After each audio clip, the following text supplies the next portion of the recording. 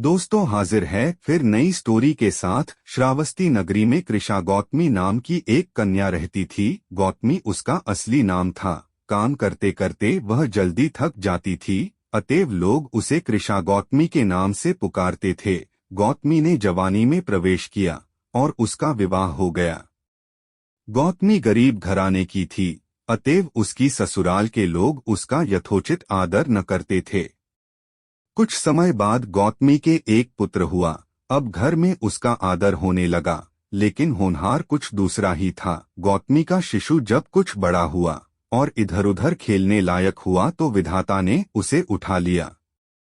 गौतमी ने सोचा, पुत्र जन्म से पहले मेरा इस घर में अनादर होता था, पुत्र जन्म के बाद लोग मेरा आदर करने लगे, लेकिन अब ये लोग मेरे प्रिय शिशु को न जाने कहाँ छोड़ देंगे। गौतमी अपने मृत पुत्र को गोद में ले उसके लिए घर घर दवा मांगती फिरने लगी।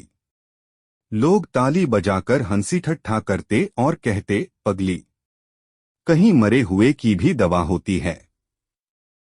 किसी भले आदमी को गौतमी पर बहुत दया आई। उसने सोचा, इसमें इस बेचारी का दोष नहीं, यह पुत्र शोक से पागल हो गई है, इसकी दवा बुद्ध भगवान को छोड़कर और किसी के पास नहीं।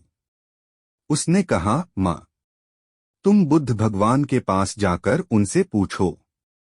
गौतमी अपने शिशु को गोद में ले जहाँ बुद्ध पालथी मारे बैठे थे पहुंची और अभिवादन करके बोली, महाराज, मेरे पुत्र को दवा दीजिए।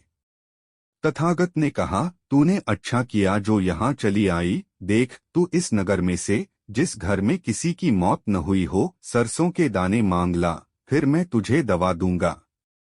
भगवान की बात सुनकर गौतमी बहुत प्रसन्न हुई और सरसों के दाने लेने के लिए चल दी।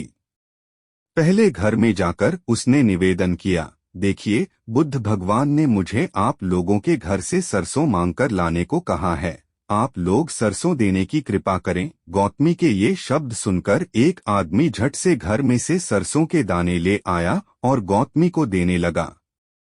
गौतमी ने पूछा, पहले यह बताइए कि इस घर में किसी की मौत तो नहीं हुई।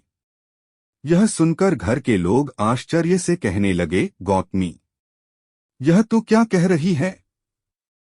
यहाँ कितने आदमी मर चुके हैं, इसका कोई हिसाब है। गौतमी, तो मैं आपके घर से सरसों न लूंगी। गौतमी दूसरे घर गई, सब जगह उसे वही जवाब मिला। उसने समझा, शायद सारे नगर में यही बात हो। उसे एकदम ध्यान आया कि बुद्ध भगवान ने शायद जानबूझकर ही मुझे सरसों मांगने के लिए भेजा है। वह शीघ्र ही अपने मृत पुत्र को नगर के बाहर श्मशान में ले गई। उसे अपने हाथ में लेकर बोली, प्रिय पुत्र, मैंने समझा था शायद तुम ही अकेले मरने के लिए पैदा हुए हो, लेकिन अब मुझे मालूम हुआ कि मौत सबके लिए है। जो पैदा हुआ है उसे एक न एक दिन अवश्य मरना है। इतना कहकर अपने पुत्र को श्मशान में रख वहां से लौट आई। लौटकर गौतमी बुद्ध के पास गई। बुद्ध ने पूछा, गौतमी, सरसों के दाने मिल गए?